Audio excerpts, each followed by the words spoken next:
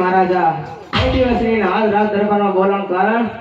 અરે વડાજી રાજમાં બોલાવવાનો તો એટલું જ કારણ છે કે જાનાજીની નમનો કરો ત્યારે મારા દક્ષિણી માથે મને મોરલાનો ટહુકાર સંભળાતો.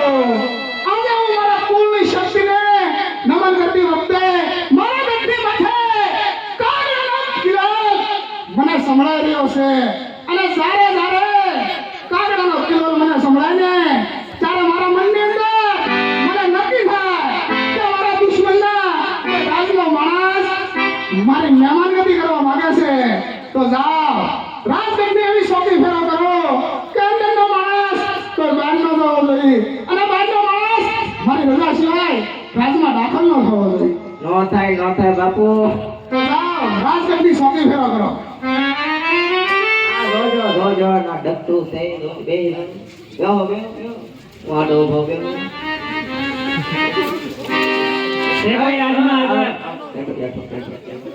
લે ગામ આ બચ્ચા તેને ભૈયા યા કરે કે ભાઈ તે કોઈ રાજમાં આગળ અરે ના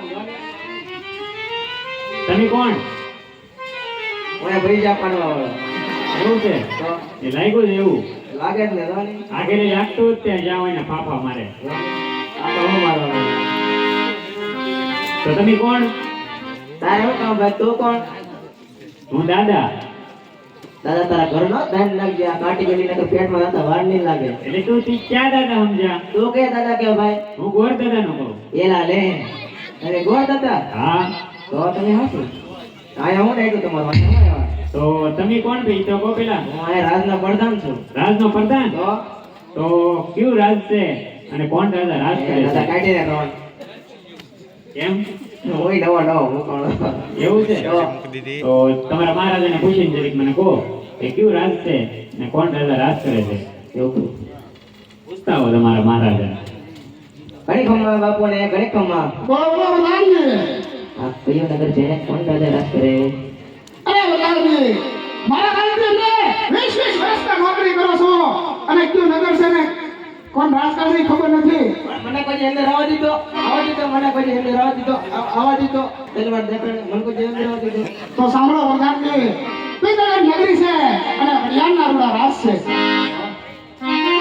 અરે ગોરદેવ પિંગલગઢ નગરી છે એ રેઠિયા રાજા રાજ કરે બરોબર ને બાપુ પઠિયા રાજા.